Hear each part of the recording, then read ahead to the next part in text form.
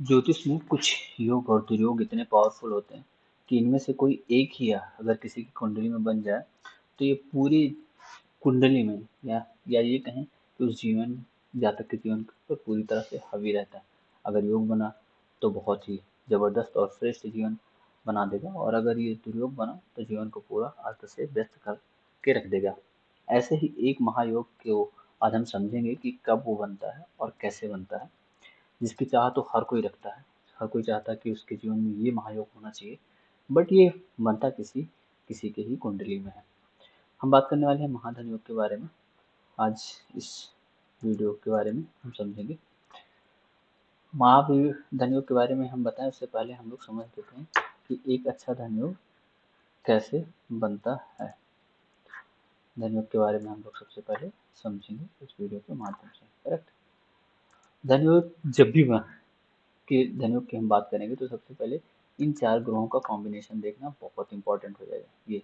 ये चार योग का मतलब ही होता है एक से ज़्यादा लोगों का जुड़ाव, मिलान। ऐसे कॉम्बिनेशन जब होती है तभी एक योग बनता है।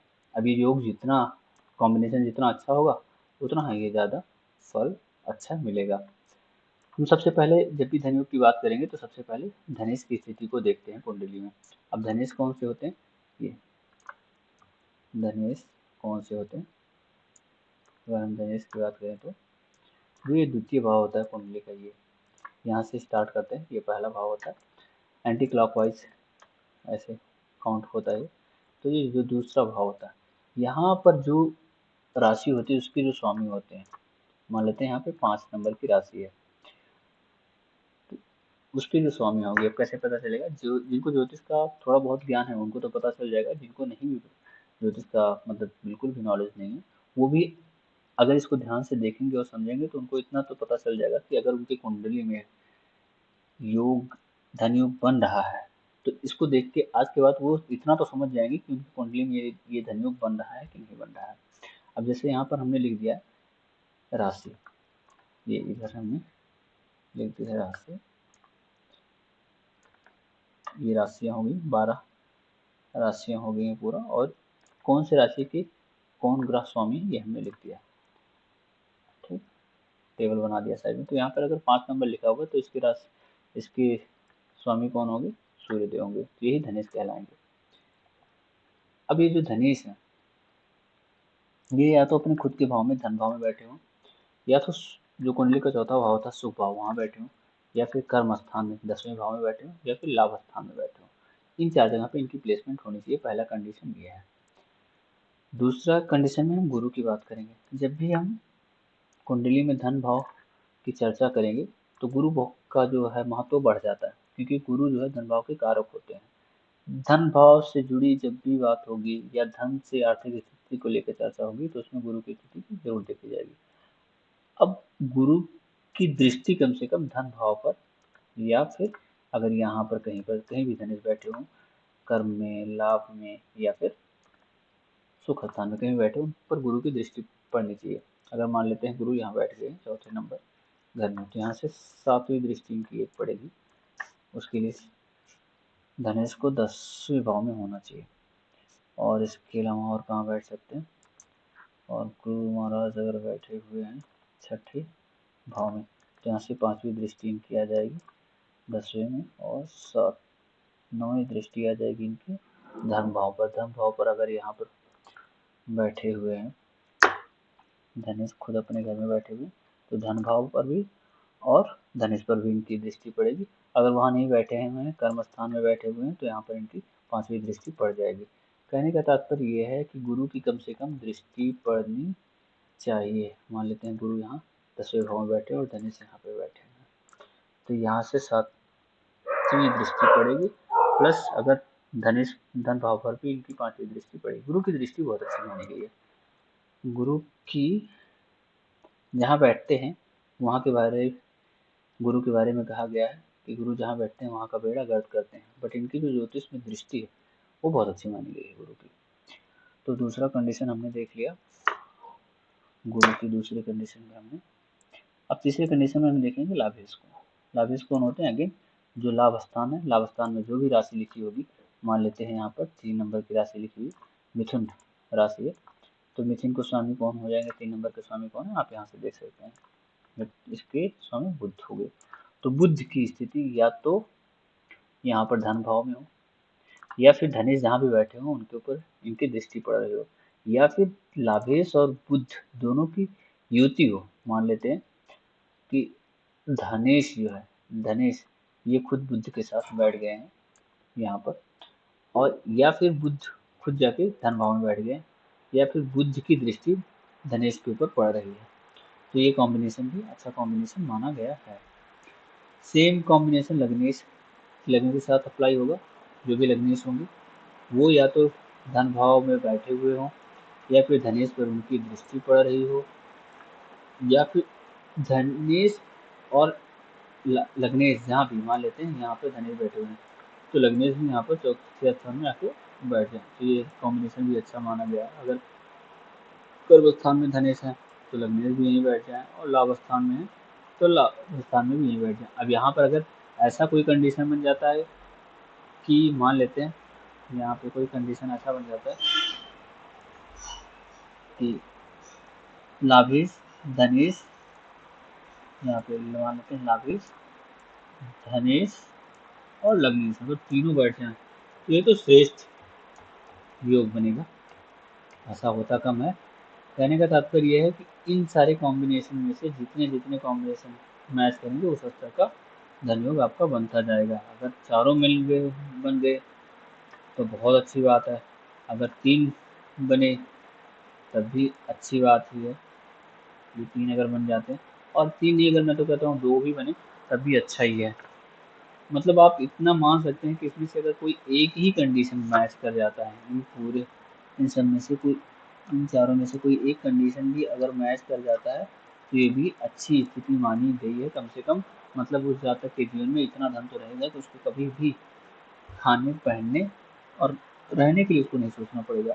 बाकी तो जिस स्तर का बनेगा उस स्तर का धनयोग बनेगा। तो ये था धनयोग। हमने और भी तरह से धनयोग बनते हैं, लेकिन हमने इसमें से सारे एंगल से इसको कवर करने की कोशिश किया कि किसी भी तरीके से अगर धनयोग बन रहा है तो कम से कम आप देख के और थोड़ा सा अपना दिमाग लगाएंगे तो समझ आपको आ जाएगा। देखो ये जो मैं जो भी बता रहा हूँ इसमें आपको ज़्यादा कुछ करने की ज़रूरत नहीं, सिर्फ 3 चीज़ें आपके पास होनी चाहिए।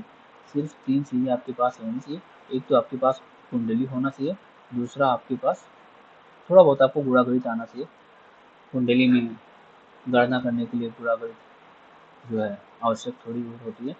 और तीसरा जो मैं बता रहा हूँ उसको ध्यान से अगर आप देखेंगे तो आपके पास सामने जब भी कुंडली होगी, और कुछ नहीं तो कम से कम आप इतना तो समझने में सक्षम हो पाएंगे कि इस कुंडली में धन योग है या नहीं है। अब चलिए आइए हम बात करते हैं महाधन योग की। महाधन योग एक ऐसा धन योग है जिसकी ख्वाहिश हर कोई रखता है लगभग। मतलब एक बिलेनियर मिलेनियर करोड़पति जो भी आप बोलना चाहें वो योग है। ये बनता कब है, ये मैं बताता हूँ बहुत सिंपल भाषा में। देखिए, जब भी हम महाधन योग की बात करेंगे तो इसमें जो अर्थ त्रिकोण को हम लोग देखते हैं। अर्थ त्रिकोण क्या होता है, देखो इसमें ना 4 त्रिकोण होते हैं। एक तो धर्म त्रिकोण, अर्थ त्रिकोण और काम और मोक्ष त्रिकोण। जैसे जीवन में 4 आयाम माने गए हैं, धर्म अर्थ कर्म मोक्ष, वैसे ही कुंडली में भी 4 त्रिकोण बनते हैं। तो हम लोग इसके लिए जब भी महाधन की बात करेंगे, महाधन की जब भी बात करेंगे तो हम लोग अर्थ त्रिकोण को जरूर देखेंगे, इसको देखना नहीं भूलेंगे। तो ये दूसरा भाव, छठा भाव और 10वां भाव मिलकर अर्थ त्रिकोण बनाते हैं। तो ये जो अर्थ त्रिकोण है इसमें कोई शुभ ग्रह बैठे हो। ठीक, शुभ ग्रह मूलतः गुरु और शुक्र को माना गया, बट कंडीशन के साथ बुध और चंद्रमा को भी माना गया। शर्त सिर्फ इतनी है कि ये किसी भी क्रूर ग्रह के साथ या क्रूर ग्रह की दृष्टि इनके ऊपर न पड़ रही हो तो ये भी शुभ माने गए हैं। तो इन चारों में से, इन तीनों घरों में से कोई एक घर में चारों में से कोई बैठा हो, ये जो है मूल अर्थ त्रिकोण में से दूसरा, छठा और 10वां, तो ये हो जाएगा कंडीशन नंबर 1। चलो मान लेते हैं कि ये कंडीशन नहीं पूरी हो रही है तो ये घर जो है जो भी अर्थ त्रिकोण का है ये शुभ कर्तरी में होना चाहिए। शुभ कर्तरी में कब होगा, जब कोई शुभ ग्रह इसके एक घर आगे और एक घर पीछे बैठा होगा। चाहे ये, चाहे ये और चाहे ये, इन तीनों में से कोई एक शुभ कर्तरी में हो। तो ये हो जाएगा कंडीशन नंबर आपका 1। कंडीशन नंबर 2 में अगेन जैसा कि मैंने पहले बताया था कि जब भी धन की बात आएगी तो उसमें गुरु को देखना नहीं भूलेंगे, क्योंकि गुरु धन के कारक हैं। गुरु को देखेंगे। गुरु अपने उच्च राशि में बैठ के, कहाँ पे, अपने उच्च राशि में, मान लेते हैं यहाँ पर 4 नंबर की राशि लिखी है। देख लीजिए गुरु की उच्च राशि कौन सी है, तो ये है गुरु की उच्च राशि, तो नीचे लिखा हो 4 नंबर की, तो यहाँ पर 4 नंबर लिखा हो और गुरु यहीं पे बैठे हो, ठीक, गुरु यहीं पे बैठे हो। अब यहाँ से दृष्टि डालेंगे कहाँ पे, धन भाव पे, अपने उच्च राशि में बैठ के दृष्टि कहाँ डाल रहे हैं, धन भाव पर, या फिर मान लेते हैं धनेश यहाँ बैठे हो, ठीक, तो सप्तमी दृष्टि से इनको देखेंगे। अगर तो दूसरी कंडीशन ये होनी चाहिए कि गुरु जो है अपने उच्च राशि में बैठ के धन भाव पर या धनेश पर दृष्टि डाले। तीसरी कंडीशन क्या होनी चाहिए, धनेश जो है यहाँ बैठे हो, या तो अपने शुभ घर के में बैठे हो, और अगर धनेश यहाँ खुद नहीं बैठे हुए हैं तो क्या होना चाहिए, फिर यहाँ पर जो भी राशि बैठी हो धन भाव में वो उच्च की होनी चाहिए। जैसे उदाहरण के तौर पे मान लेते हैं यहाँ पर मंगल देव बैठे हैं, ठीक, जो ग्रह पे बैठे हो आपकी जगह, जो ग्रह यहाँ बैठे हो वो उच्च राशि में होनी चाहिए। तो मतलब मंगल की उच्च राशि कौन सी है, यहाँ पर अगर हम टेबल में देखेंगे तो मंगल की उच्च राशि ये है, 1 नंबर पर मेष, तो यहाँ पर कितना होना चाहिए, 1 नंबर होना चाहिए। अगर ये कंडीशन पूरे हो रहे हैं, पहला कंडीशन नंबर 1 क्या है, नंबर 1 कंडीशन हो जाएगा अर्थ त्रिकोण में कोई शुभ ग्रह बैठे हो, नंबर 1, अगर शुभ ग्रह ना बैठे हो तो कम से कम शुभ कर्तरी में हो, इन तीनों में से कोई एक भाव ये शुभ कर्तरी में हो। दूसरा, धनेश या तो यहाँ पे खुद बैठे हो, या फिर जो ग्रह इस भाव में धन भाव में बैठे हो वो अपने उच्च राशि में हो। और तीसरा, गुरु अपनी जो है उच्च राशि में बैठ के, जैसे मान लेते हैं 4 नंबर राशि हो जाती है, यहाँ से बैठ के धन भाव को देख रहे हो या फिर धनेश को देख रहे हो, मान लेते हैं यहाँ 4 नंबर यहाँ पर है, मतलब गुरु जहाँ से भी देखेंगे वहाँ 4 नंबर की, यहाँ 4 नंबर हो जाए, यहाँ से गुरु इसको देखेंगे नवी दृष्टि से देखेंगे यहाँ से, तो ये कंडीशन होना चाहिए। अगर इस कंडीशन बनते हैं किसी के भी कुंडली में, ये कंडीशन बन जाता तो ये एक अच्छा महाधन योग बनेगा। तो ये देखिए आप किसी भी कुंडली में अगर आपके सामने ये नज़र आता है तो आप कह सकते हैं कि इस जातक को जीवन में कभी भी रुपए पैसे की कमी नहीं होगी, अगाध धन की प्राप्ति होगी, ऐशो आराम की प्राप्ति होगी, सुख संपत्ति समृद्धि उसको पूरा जीवन मिलने वाला है। वो मतलब किस्मत और समृद्धि अपने जीवन में लेके पैदा हुआ है। तो यही है महाधन योग के बारे में। आशा करते हैं कि हमने जो आपको बताया है समझ में आया होगा। एक बार में देखने में नहीं समझ में आया तो एक बार आप इसको दोबारा देखेंगे, समझ में आ जाएगा। बहुत ही बेसिक तरीके से और आसान तरीके से हमने आप लोगों को समझाने की कोशिश किया है, क्योंकि मेरा ये मानना है कि आजकल के टाइम में ज्योतिष का जो है एक बेसिक जानकारी हर किसी को होनी चाहिए। इससे क्या है, लोगों को कोई गुमराह नहीं कर पाएगा। दूसरी चीज़ क्या है, देखिए कर्म तो महत्वपूर्ण हो जाता है, कर्म हर किसी को करना है जीवन में और करना भी चाहिए कर्म। हम इसीलिए पैदा हुए कि यहाँ पर आकर हम अच्छे कर्म करें और एक अच्छे फल की प्राप्ति करें। तो उद्देश्य जीवन का कुल मिला के यही होता है। बाकी अगर वीडियो आप लोगों को अच्छा लगा है तो यही कहना चाहूँगा, आप लाइक ज़रूर कीजिएगा, क्योंकि जब लाइक करते हैं तो यूट्यूब वीडियो को आगे बढ़ाता है। और कोई भी हमारे पुराणों में भी कहा गया है कि अच्छे कर्म को अगर हम बढ़ावा देते हैं, अच्छा कर्म करते हैं तो उससे हमें कहीं कहीं पुण्य भी मिलता है।